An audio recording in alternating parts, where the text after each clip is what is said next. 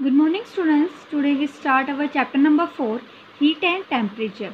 So, students, in the previous video we study about transfer of heat have different method, and in detail we study about convection, which convection is heat transfer take place in liquid and gases.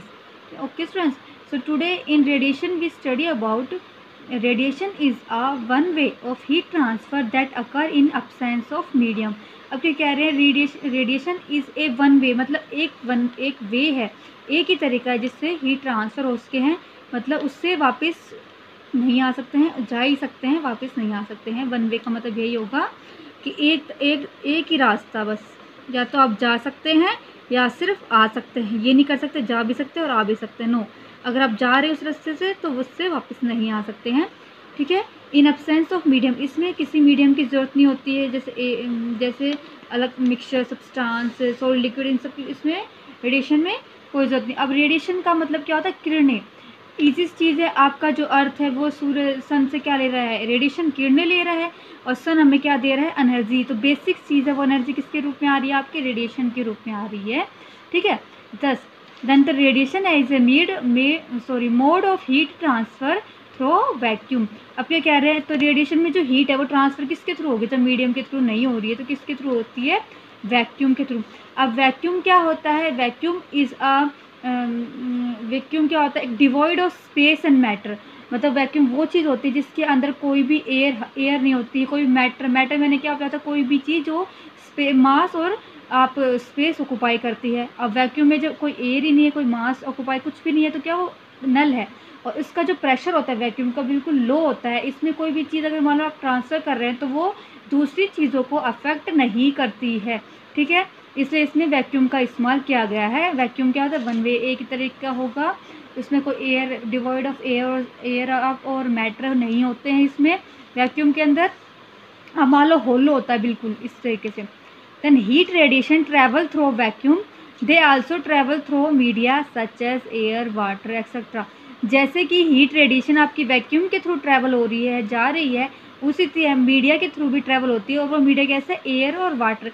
अब देखा, आपके जो air वो किरणों को पास करने देती है, पानी भी क्या है? किरणों को आर पार करने देता है। तो ये भी मीडिया है, एक तरीके से हेल्प करता है रेडिएशन को पास करने में, ट्रैवल करने में। तो क्या होगा? Radiation transfer of heat energy from a hot body to cold body directly without heating the space in between two bodies called radiation.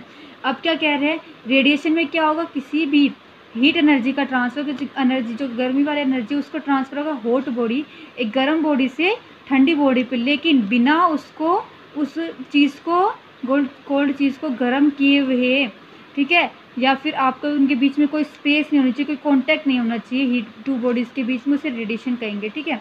ठीक है, हॉट बॉडी से कोल्ड बॉडी में हीट ट्रांसफ़र हो रही है बिना उसके गर्म किए हुए, उस जगह को गर्म किए हुए, और या फिर इन बिटवीन टू बॉडीज़ को बिना कुछ गर्म किए हुए रेडिएशन कहलाती है।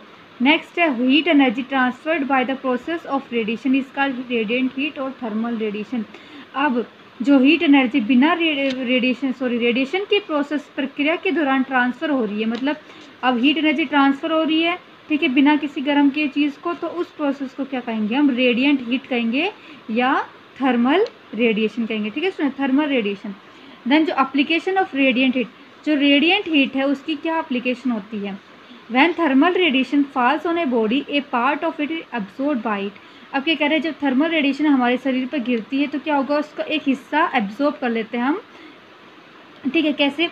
The quantity of heat absorbed bye a body depends on it's distance from source of heat. जो हमारी बॉडी है वो कितनी हीट को एब्जॉर्ब कर पा रही है हमारे अंदर, वो किस पे निर्भर करता है? डिस्टेंस पे, from the source of heat. हम उस, जैसे हम आग के पास से सूरज के पास, हमारे सूरज से कितनी दूरी है उस पर डिपेंड करता है। किसी भी गर्म चीज़ से हम कितने दूर है, कितने पास है, ये बताती है कि हमारी बॉडी उस चीज़ को कितना एब्जॉर्ब करे। जितना पास होंगे उतनी ज़्यादा हीट एब्जॉर्ब होगी, जितना दूर होंगे उतनी हीट कम एब्जॉर्ब होती है। अब देखने, अब जब आपने गैस चलाते हैं तो आप अपने पैन को फ्लेम के बिल्कुल पास रखते हो कि ज़्यादा से ज़्यादा जल्दी वो गर्म हो सके। लो फ्लेम करने के बाद क्या होता है? वो कम धीरे और स्लोली क्या होता है? वो हीटअप होता है। तो वही कंडीशन है इसमें स्टूडेंट्स। नेक्स्ट है black bodies are better heat absorber than the white bodies.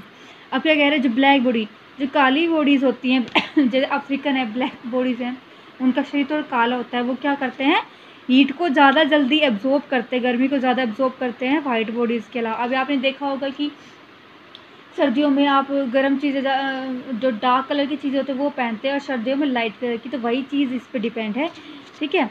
क्योंकि ब्लैक जो है वो ज़्यादा हीट एब्जॉर्ब करता है as compare to light colour cloth. Then black bodies are better heat radiator than white body. आपको कह रहे हैं जो ब्लैक बॉडीज़ है वो अच्छे हीट एब्जॉर्बर भी हैं और हीट रेडिएटर्स भी हैं, ठीक है स्टूडेंट्स। नेक्स्ट है आपका एप्लीकेशन ऑफ रेडिएशन। तो रेडिएशन क्या क्या एप्लीकेशन होगी, अब तो आपने रेडिएंट हीट पढ़ा, अब रेडिएशन क्या होगी।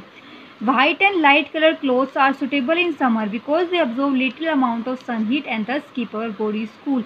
अब क्या कह रहे हैं, जो हल्के और लाइट कलर के कपड़े होते हैं वो सर्दियों के लिए, सॉरी आपकी गर्मियों के लिए अच्छे होते हैं। क्यों अच्छे होते हैं, क्योंकि वो बहुत कम अमाउंट में सन की हीट को एब्जॉर्ब करते हैं और इसलिए हमारी बॉडी को ठंडा रखते हैं, ठीक है।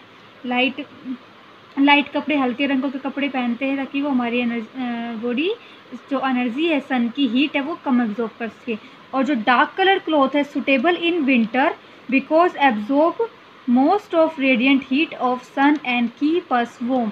अब क्या कह रहे हैं, जो गहरे कलर के कपड़े होते हैं वो क्या है, सर्दियों के लिए अच्छे होते हैं। क्यों, सर्दियों में हमको ठंड लगती है, ज़्यादा डार्क कलर के कपड़े पहने की तो क्या होगा, हम जो सन की हीट है, गर्मी है, एनर्जी है, किरणें उसको ज़्यादा एब्जॉर्ब करेंगे, जिसकी वजह से वो हम गर्म रह सकते हैं, कीप अस वार्म हमें गर्म रखता है।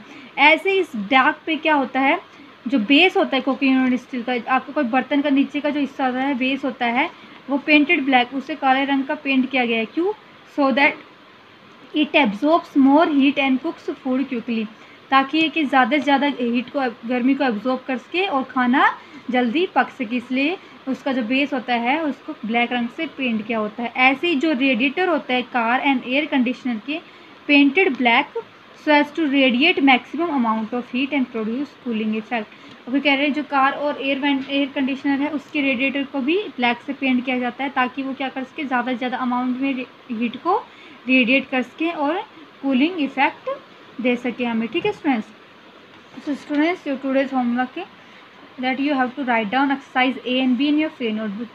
Exercise A is tick the correct option. जो A exercise है वो है tick the correct option, वो करनी है आपको। एंड एक्सरसाइज B है आपकी fill in the blanks, ठीक है students. B exercise fill in the blanks है। This is your today's homework. Thank you students for listening.